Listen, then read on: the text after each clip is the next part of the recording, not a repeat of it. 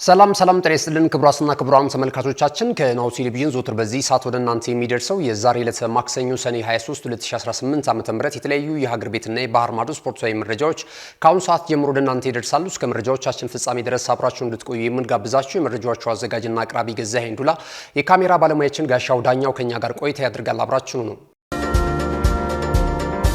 ክቡራትና ክቡራን ተመልካቾቻችን ወደ ቀዳሚው የሀገር ቤት ስፖርታዊ መረጃችን እናልፋለን። ቀዳሚው የሀገር ቤት ስፖርታዊ መረጃችን የሚሆነው ኢትዮጵያዊው እግር ኳሰኛ መስዑድ መሐመድን የተመለከተ መረጃ ይሆናል።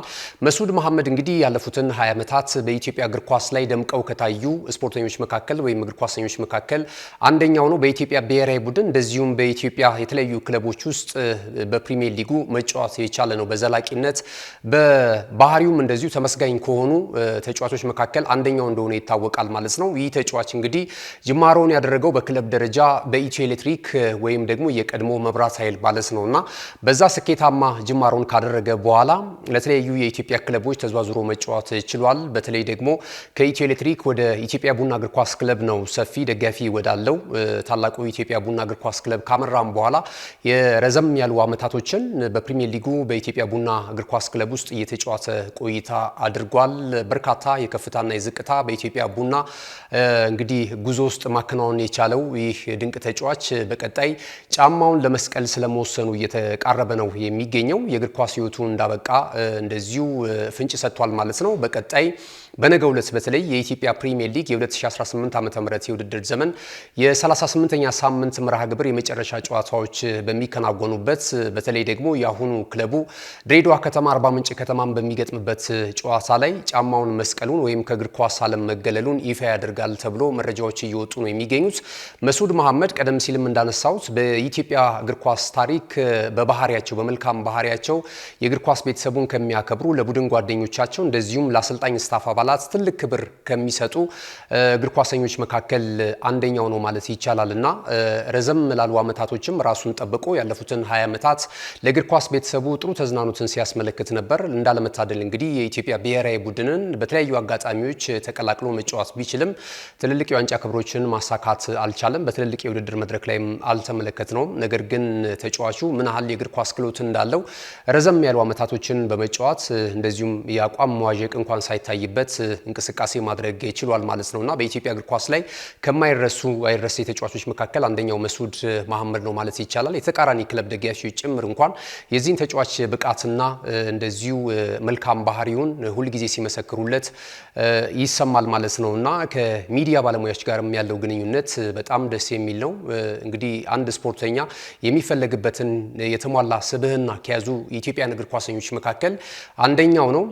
እንግዲህ የተለያዩ ክለቦችን ተዘዋውሮ መጫወት ችሏል። ቀደም ሲል እንደገለጽኩት ከኢትዮጵያ ብሔራዊ ቡድን ውጪ ጅማ ከተማ፣ ጅማ አባጅፋር፣ ሰበታ ከተማ፣ እንደዚሁም ድሬዳዋ ከተማ፣ አዳማ ከተማ እንደዚሁ በትልቅ ደረጃ ደግሞ ዘለግ ላሉ አመታቶችን መጫወት የቻለው በመብራት ኃይል ወይም ደግሞ በአሁኑ ኢትዮ ኤሌክትሪክ እና በኢትዮጵያ ቡና እግር ኳስ ክለብ ውስጥ ነው ማለት ነውና ነገ እንግዲህ የመስዑድ የሽኝት ጨዋታ የሚሆነው በኢትዮጵያ ፕሪሚየር ሊግ የ38ኛ ሳምንት መርሃ ግብር ላይ ከአርባ ምንጭ ከተማ ጋር ክለቡ ድሬዳዋ የሚያደርገው ጨዋታ የሽኝት ፕሮግራም እንደሚሆንለት እንመኛለን። ቀሪው ዘመኑ እንግዲህ ፍጹም ሰላማዊ እንዲሆንለትም ናሁ ስፖርት ይመኛል ማለት ነው። ክቡራትና ክቡራን ተመልካቾቻችን የሀገር ቤት ስፖርታዊ መረጃዎቻችን ይህንን ነው የሚመስሉት።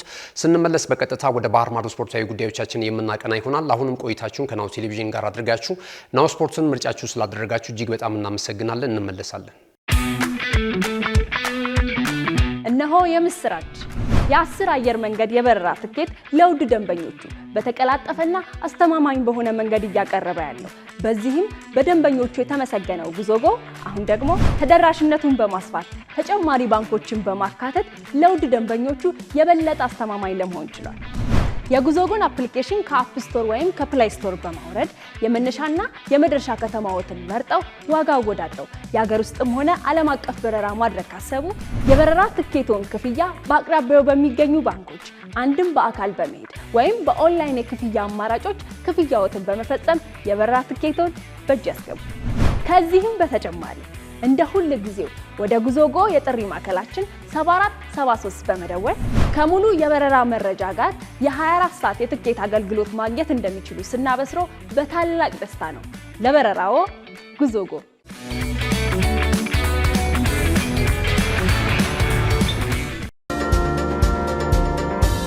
ተመልሰናል። ክቡራትና ክቡራን ተመልካቾቻችን ይህ ናሁ ቴሌቪዥን ነው። ናሁ ስፖርትን በመከታተል ላይ ትገኛላችሁ። የዕለተ ማክሰኞ የመረጃ ሰዓታችን እንደቀጠለ ነው። ቀደም ሲል ከመልእክቶች አስቀድመን እንግዲህ መስዑድ መሐመድን ጫማ መስቀል ወይም ደግሞ ከእግር ኳስ ዓለም መገለልን የተመለከተ መረጃ ነበር ወደ እናንተ ያጋራናችሁ። አሁን ወደ ባህር ማዶ ስፖርታዊ ጉዳዮቻችን በቀጥታ የምናልፍ ነው የሚሆነው። የዓለም እግር ኳስ ዋንጫ የውድድር መድረክ የጥሎ ማለፍ 32 ጨዋታዎች አስገራሚ ውጤቶች እየተመዘገቡበት ይገኛሉ።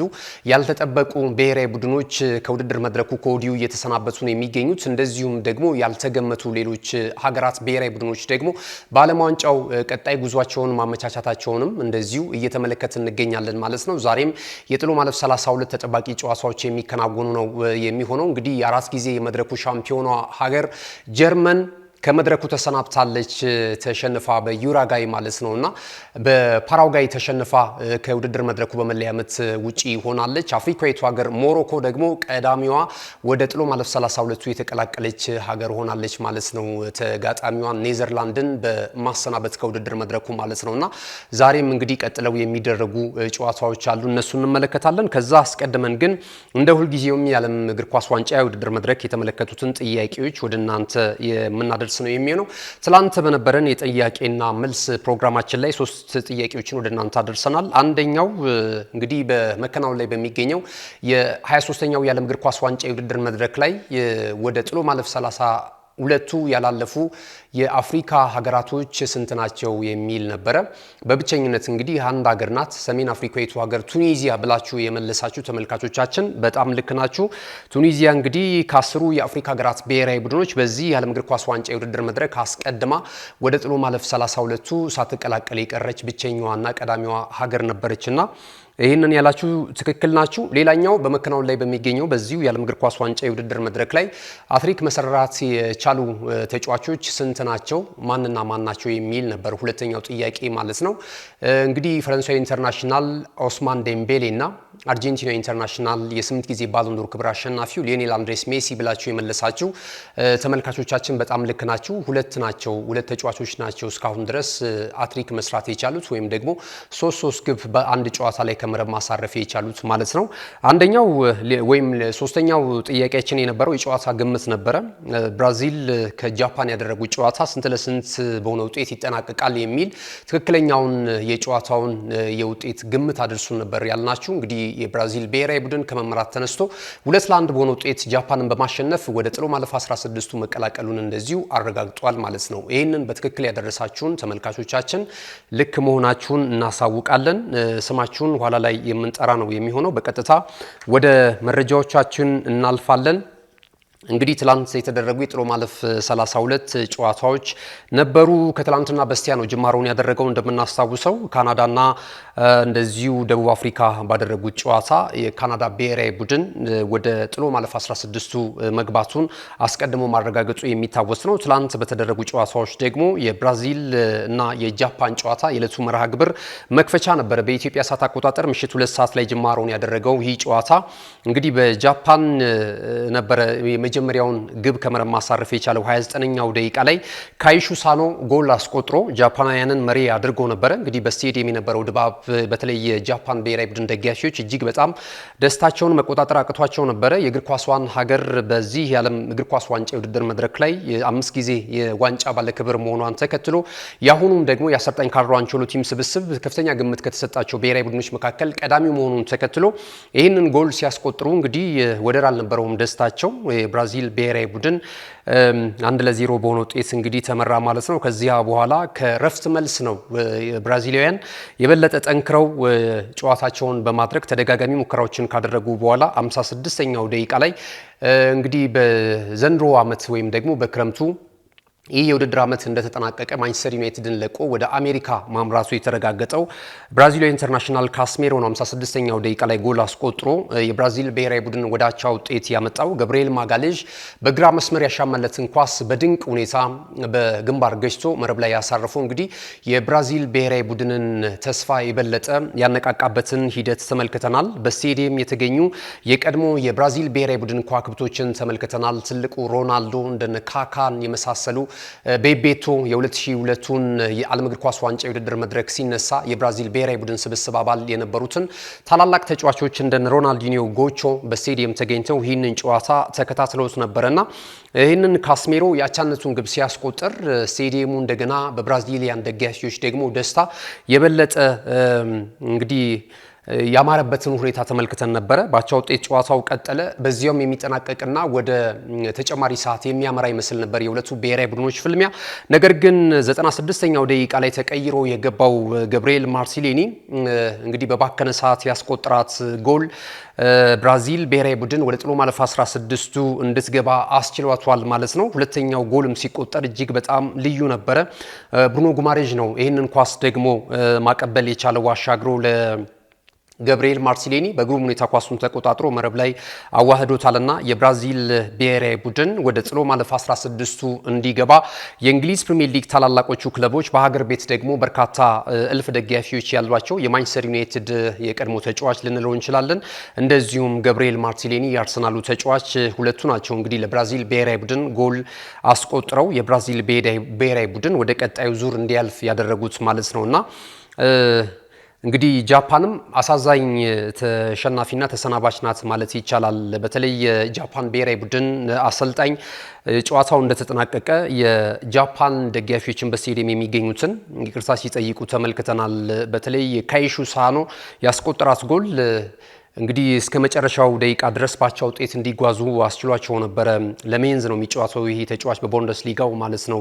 ካይሹ ሳኖ በግሩም ሁኔታ ነበረ የነጠቀውን ኳስ ከመሃል ሜዳ ይዞ ገፍቶ ከ16 ከ50 ውጪ መሬት ለመሬት አክሮ ኳስና መረብን ማዋሃድ የቻለው ማለት ነውና አሳዛኝ ተሰናባችነት ማለት ይቻላል። እስከ መጨረሻው ድረስ መጓዝ የሚችሉበትን ውጤታቸውን ማስጠበቅ የሚችሉበት ሂደት ነበራቸው። ነገር ግን የብራዚል ብሔራዊ ቡድን ከዋክብቶች በተለይ ቪኒ ጁኒየርን የመሳሰሉ ተጫዋቾች ጨዋታ ቀያሪ ሆነው ትላንት ተመልክተናቸዋል። ካስሜሮ ቢጫ ካርድም ተመልክቶ አሰልጣኝ ካርሎ አንቸሎቲ ለምን ቀይረው አላስወጡትም የሚሉ ቅሬታዎችን ሊያስከትልባቸው ይችል ነበረ። ነገር ግን ተጫዋቹ መቆየቱ ለሳቸው ምን ያህል የታክቲክ ብቃት እንዳላቸው አስመስክረዋል። ካስሜሮም ደግሞ ምን ያህል ልምድ ያለው ተጫዋች ኳስን የሚጠብቅበት ቦታ የፖዚሽን ወይም የቦታ አያያዙ በጣም ግሩም እንደነበረ ይህንን ጎል ሲያስቆጥር መመልከት ይችላል ማለት ነው። እንግዲህ በቀጣይ በጥሎ ማለፍ 16ቱ ከምንመለከታቸው ብሔራዊ ቡድኖች መካከል የብራዚል ብሔራዊ ቡድን አንደኛው ነው። ሌላኛው ጨዋታ በፓራጓይና ጀርመን ተከናውኖ እንግዲህ የፓራጓይ ብሔራዊ ቡድን አስቀድሞ ነበር ጎል ማስቆጠር የቻለው ማለት ነው በዚህ እንቅስቃሴ ላይ። ከዛ ደግሞ ከሀቨርትስ አቻ አድርጓቸው ነበረ። ጨዋታው አንዳቻ በሆነ ውጤት ቀጠለ። እንግዲህ በመለያ ምት ነው የተለያዩት። በተጨመረውም ደቂቃ ጎል ማስቆጠር አልቻሉም ሁለቱ ብሔራዊ ቡድኖች ማለት ነውና ከዛ በኋላ ጨዋታው በአጠቃላይ 4-3 በፓራጓይ አሸናፊነት ፍጻሜውን አግኝቷል። ፓራጓይም እንግዲህ ታላቁን ድል መጎናጸፍ ችላለች። እንግዲህ በርካታ የእግር ኳሱ ቤተሰቦች አስቀድመው ግምታቸውን ሲሰጡ የነበረው ለጀርመን ብሔራዊ ቡድን ነው። ምክንያቱም በዓለም ዋንጫ የከበረ ስም ካላቸው ሀገራቶች መካከል አንደኛዋ ናት። ከብራዚል በመቀጠል ከጣሊያን እኩል ሆና 4 ጊዜ መድረኩን የዋንጫ ክብር በማንሳት እንግዲህ ሁለተኛ ደረጃ ላይ ነው የምትገኘው ማለት ይቻላል። ባላት ስብስብና ወቅታዊ አቋም የተጫዋቾችን የተጫዋቾችን ጥራት ካነሳን የጀርመን ብሔራዊ ቡድን በምድቡም የነበረው ጉዞ በጣም አስተማማኝ መሆኑን ተከትሎ ብዙዎች ግምት ቢሰጡትም ትላንትና እንግዲህ በዓለም እግር ኳስ ዋንጫ የውድድር መድረክ ገና በጥሎ ማለፍ ጅማሮ በፓራጓይ ተሸንፈው ከውድድር መድረኩ ተሰናብቷል ማለት ነው። ከሀቨርትስ ጎል አስቆጥሮ ወዳቻ ውጤት ይዟቸው ቢመጣም ነገር ግን በመለያ ምት ደግሞ መለያ ምትን ከሳቱ ተጫዋቾች መካከል ቀዳሚው ሆኗል ማለት ነው። ኒውካስል ዩናይትድ ተጫዋቹም ኒክ ዋልትሜድም እንደዚሁ በተመሳሳይ የፍጹም ቅጣት ምቱን አምክኗል። ጆናታን ታህ የባየር ሙኒኩ ተጫዋችም እንደዚሁ ትላንት በጀርመን በኩል ፍጹም ቅጣት ምቱን ማስቆጠር ካልቻሉ ተጫዋቾች መካከል ተጠቃሾች ናቸው። እንደነ ኪሚቺ፣ ጀማል ሙሲያላና ሀሚሪ ደግሞ ጎል ማስቆጠር ችሏል ማለት ነው። የመለያ ምቶቹን በጀርመን ብሔራዊ ቡድን ካስቆጠሩ ተጫዋቾች መካከል እነዚህ ተጠቃሽ ናቸው። ፓራጓይ ግን ትላንትና ትልቁን ገድል መፈጸም ችላ ወደ ቀጣዩ ዙር ማለፍ ችላለች። ሌላኛው በአፍሪካዊቱ ሀገር ሞሮኮና በኔዘርላንድ መካከል የተደረገውን ጨዋታ አንዳቻ በሆነ ውጤት ነው የተጠናቀቀው። ነገር ግን ይህም በመለያ ምት ካለቁ የትላንት መርሃ ግብሮች መካከል ተጠቃሽ ነው።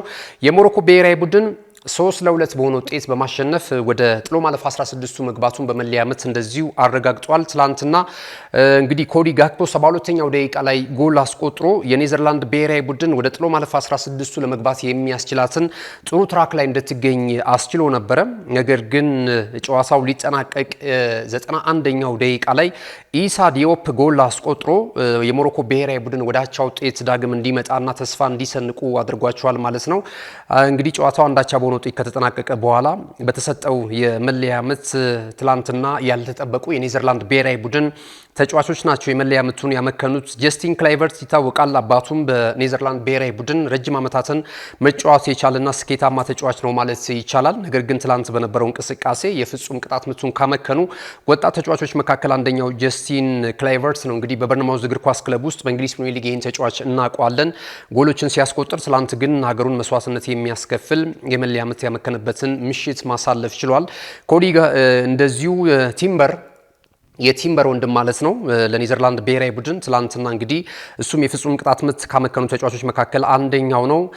ሰመርቪሌ የዌስትሃም ዩናይትዱ ተጫዋችም እንደዚሁ በእንቅስቃሴ ጥሩ ቢሆንም የመለያ ምት ላይ ግን ጥሩ ያለመሆኑን ትላንትና አስመልክቷል ማለት ነው። እንደ ራሂሚ ታሊቢ የመሳሰሉ ደግሞ ተጫዋቾች ትላንት በነበረው የመለያ ምት ላይ ለሞሮኮ ብሔራዊ ቡድን ያሸናፊነቱን የመለያ ምት ያስቆጠሩ ተጫዋቾች ናቸው ማለት ነው። ግብ ጠባቂው ያሲን ቦኖ ትላንትም በግራም በቀኝም እየተወረወረ የኔዘርላንድ ብሔራዊ ቡድን ተጫዋቾች የሚመቷቸውን የፍጹም ቅጣት ምት ሲያድን ተመልክተናል። ይህ ተጫዋች በአፍሪካ ዋንጫውም ግሩም ግብ ጠባቂ መሆኑን ለሞሮኮ ብሔራዊ ቡድን እያሳየ ነው የሚገኘው። በ22ቱ የዓለም እግር ኳስ ዋንጫ የውድድር መድረክ የሞሮኮ ብሔራዊ ቡድን እንግዲህ አራተኛ ደረጃን ይዛ ማጠናቀቋ የሚታወስ ነው። አሁንም እየተሰራ በሂደት በአጋጣሚ ሳይሆን ይህ ብሔራዊ ቡድን በ22ቱም አራተኛ ደረጃን ይዞ ያጠናቀቀው በብቃት በጣም ስትራክቸር ያለው በቴክኒኩም በታክቲኩም በጣም የላቀ አረዳዳቸው በጣም ጥሩ የሆኑ የአሰልጣኝ ስብስብ ያለበት ኳክብቶቹም እንደዚሁ እንደ ቡድን የተገነባበትን ሂደትና ጠንካራ መሆኗን አስመልክቷልና መላው አፍሪካን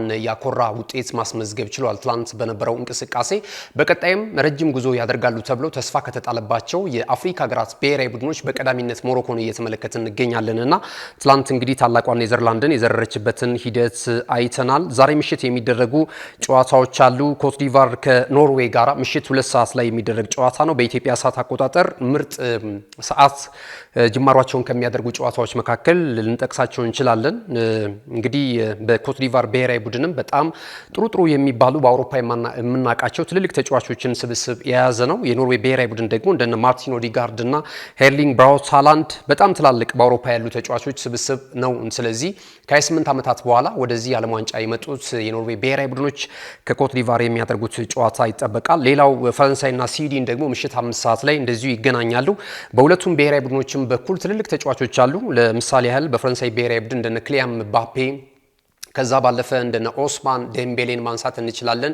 ሚሼል ኦሊሴ በጣም እንደነ ዱኤን የመሳሰሉ በጣም ትልልቅ ተጫዋቾችን የያዘ ብሔራዊ ቡድን ነውና የፈረንሳይ ብሔራዊ ቡድን ይጠቀሳል። ከዛ ባለፈ የስዊድን ብሔራዊ ቡድን ላይ ደግሞ እንደነ አሌክሳንደር ኢሳቅ እና ቪክቶር ጆኤክሬሽን የመሳሰሉ ኤላንጋን የመሳሰሉ የፊት መስመር አጥቂዎች አሉትና ግራሃም ፖተር የዛሬውን ጨዋታ ለማሸነፍ ዝግጅት ስለማድረጋቸው እየተናገሩ ነው የሚገኙት። ምሽት ላይ የሚደረገው ጨዋታ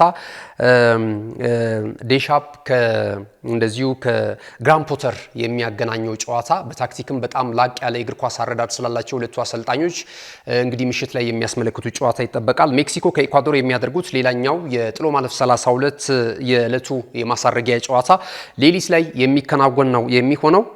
እንግዲህ ዓለም ዋንጫን የተመለከቱ መረጃዎቻችን ይህንን ይመስላሉ። ስንመለስ የእናንተን ዓለም ዋንጫን የተመለከቱ ጥያቄዎችንና እንደዚሁም ደግሞ ትላንት በነበረው የጥያቄና መልስ ፕሮግራማችን ላይ የሞከራችሁና በትክክል መልሱን ያደረሳችሁንን ተመልካቾች ስም ይዘን እንመለሳለን። አብራችሁ ነው። ካሽጎ በየትኛውም ዓለም ሆነው በማንኛውም ሰዓት ለወገኑ የሚደርሱበት ፈጣን የገንዘብ መላኪያ ተከፈተሎ።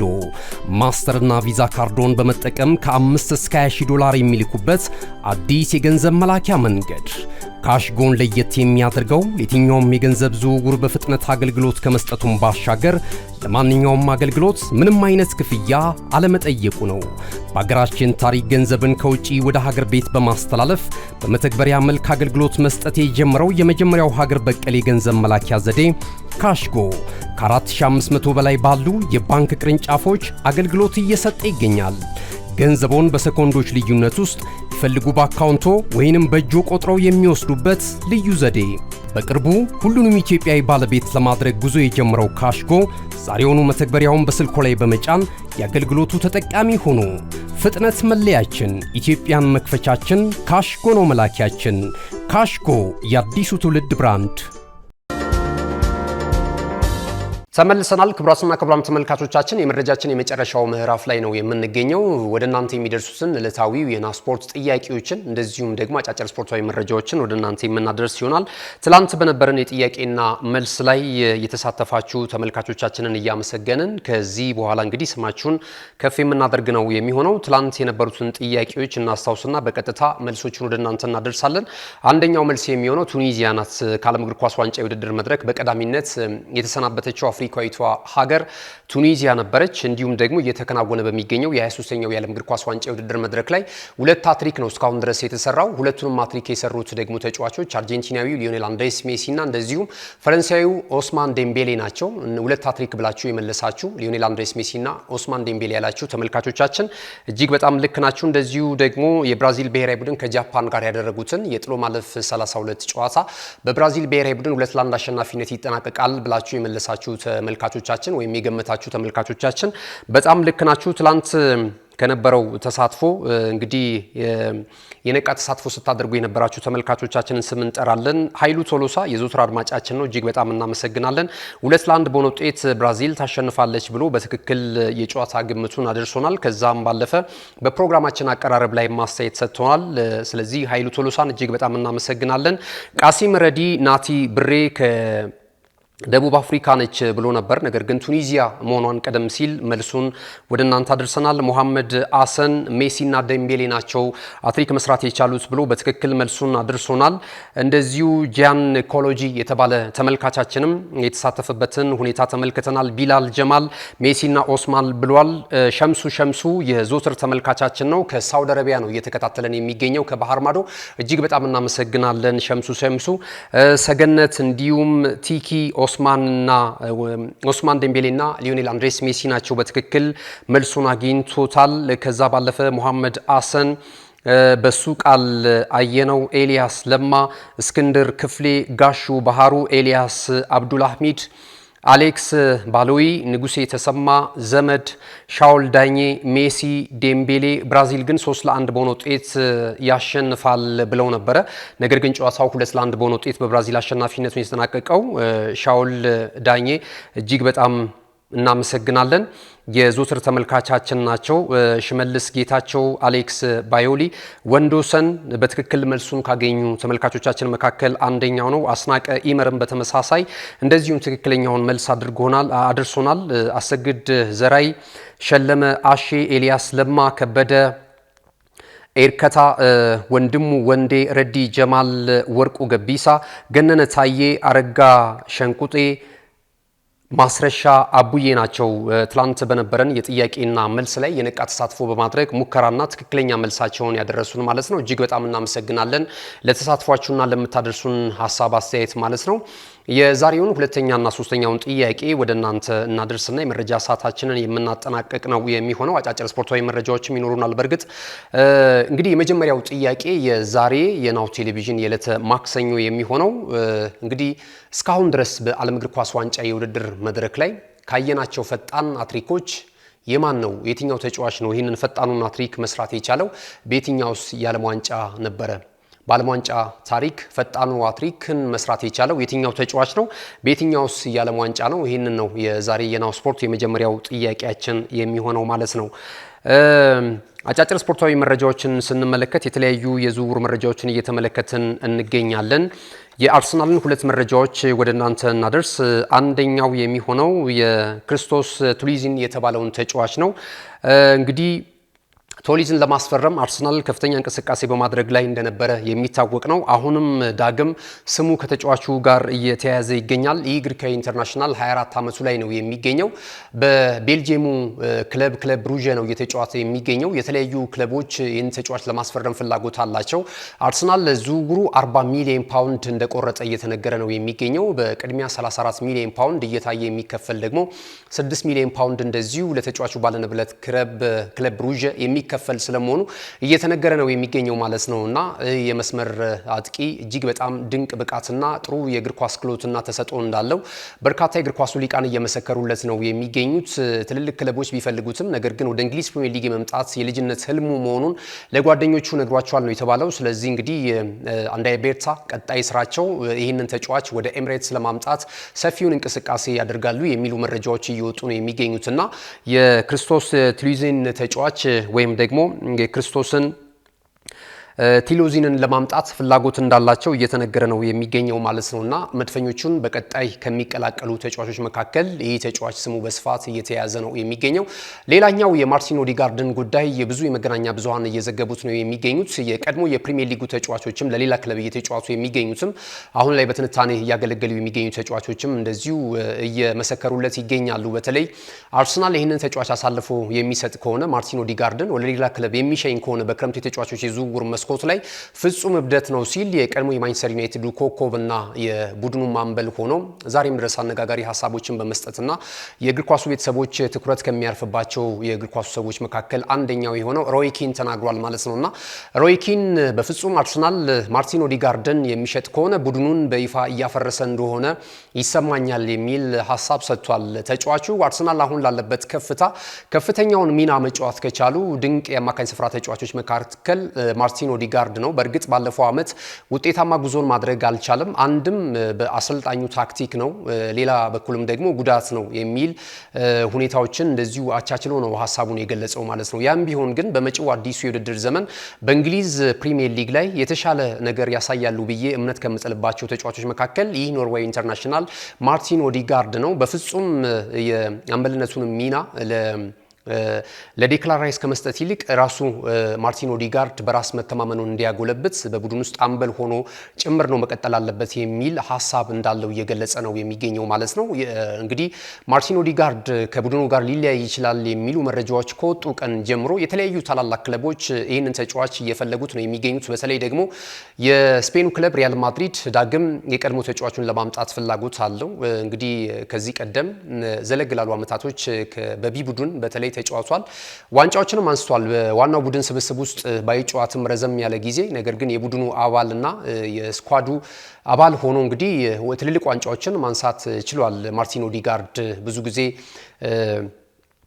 ከትልልቆቹ ኮከቦች የሪያል ማድሪድ ተጫዋቾች ጋር ስሙ አይነሳም። ምክንያቱም ያደረጋቸውም ለዋናው ቡድኑ በጣም ጥቂት ጨዋታዎች በጣት የሚቆጠሩ ጨዋታዎች ወደ 13 የሚደርሱ ጨዋታዎችን ብቻ ይመስለኛል ሪያል ማድሪድ ያከናወነው ማለት ነውና ከዛ ጋር ተያይዞ ማርቲን ኦዲጋርድን አብዛኛው የእግር ኳስ ቤተሰቦች የሚያውቁት በሪያል ማድሪድ ማሊያ ሳይሆን በአርሰናል ከዛም ባለፈ ደግሞ በኖርዌይ ብሔራዊ ቡድን ነው የበለጠ የሚያውቁት ማለት ነውና ሪያል ማድሪድ ይህንን ተጫዋች ዳግም በቁጭት ለመመለስ ፍላጎት አላቸው። እንደውም ጆዜ ሞሪኒዮ የተጫዋቹ አድናቂ መሆናቸውንና በቀጣይ ቡድናቸውንም የመሃል ሜዳውን በተለይ ከልምድ ካላቸው ተጫዋቾች ጋር ወጣቶችን ማቀናጀት ስለሚፈልጉ አንደኛው ማርቲን ኦዲጋርድ እንደሆነ እየተነገረ ይገኛል። ከዛም ባለፈ የጀርመኑ ክለብ ባየር ሙኒክም የማርቲን ኦዲጋርድ ፈላጊ ሆኖ የተጫዋቹን መልቀቅና የተጫዋቹን እንቅስቃሴ እያንዳንዷን ሁኔታዎች እየተከታተለ እንዳለ የባየር ሙኒክ ሰዎች እየተገለጸ ነው የሚገኘው ማለት ነውና ቢልድን የመሳሰሉ የመረጃ ምንጮች ይህንን ይፋ እያደረጉ ነው የሚገኙት። በቀጣይ የምንመለከተው ይሆናል። እናንተስ ምን ትላላችሁ? ማርቲን ኦዲጋርድ ከአርሰናል ጋር ቢለያይ አርሰናል ነው የሚጎዳው ወይስ ማርቲን ኦዲጋርድ ነው